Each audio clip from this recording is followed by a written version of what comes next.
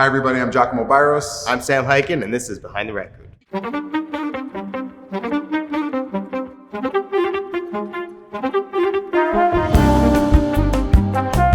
So La Fama is a song by Rosalia featuring The Weeknd, two artists that both of us really love. Very lyrical and kind of gives us the opportunity to show off like the really beautiful side of New Deco. And there's certain songs that don't always lend themselves well to the orchestra.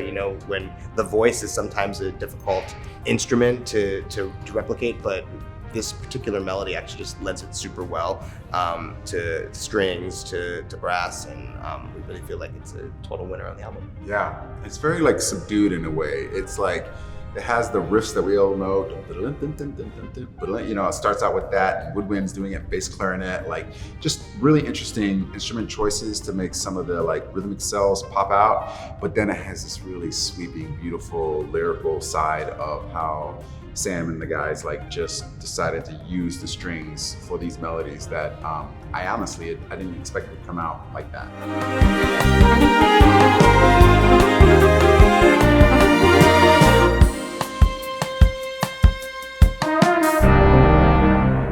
So one thing that makes our Unholy different from any other Unholy is in the main chorus, we remove a beat from every other bar.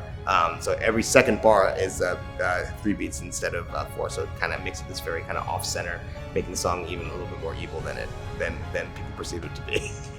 Wow, more evil. And also, it's like a halftime feel at the opening top with the main theme, right? Like, yeah. So it starts with like a very big cinematic, something you would hope would open a film version of it, puts in kind of half the time, and then it goes from there to kind of a more trap kind of feel to it. And I think it was actually tricky. The rhythms in that are kind of, if you're singing or you're scatting or you're doing some like improv with the voice, it would be pretty easy, but like the way he and Sam and you guys like made it for the strings and the trombone, it took us a while to find its own groove within that. But once we did, it was really challenging to kind of like get it to sound vertical, because you see notes on a page. A classical musician will look at notes. Oh, I need to play that short. I need to play that long. I need to play that soft. I need to play that loud. I need to have good articulation. Blah blah blah. But like music goes like this, and you got to like find that within the context of the written notes like that. So I think it was a challenge for us to take those rhythms and those melodies that are very vertical when you look at them on a page and make them sweeping and lyrical and vocal and have a little more horizontal feel to it. And I think we got it. I think it came out pretty good.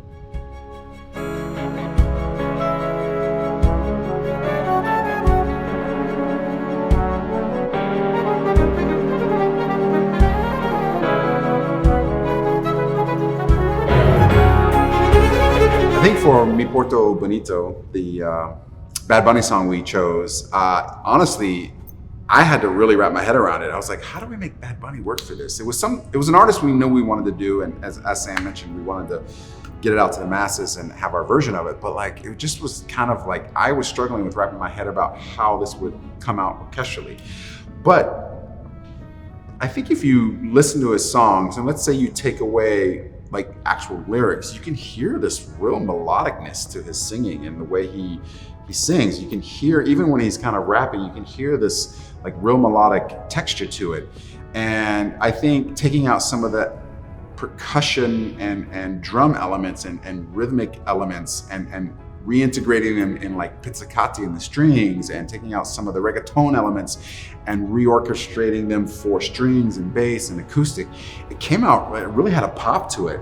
And so when you're using the strings in a more percussive way and you're adding lines in a different way from his vocals, it really transformed the piece into something really cool. And I was so impressed with the arrangement, and it really just came out so much differently than I thought it would or could.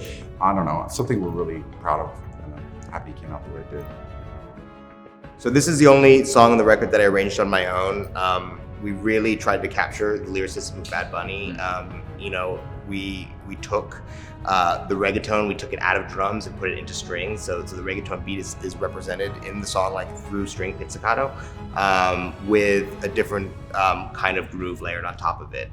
This was a chance for us to flex our production wings. We took one of our favorite musicians in the group, Brian Potts, was like a world music expert, and had him come in and record a bunch of different drums and different sounds, and we took it and cut it up and filtered and changed and distorted in many different ways to create a very, what we feel is a unique groove that lays on top of this reggaeton.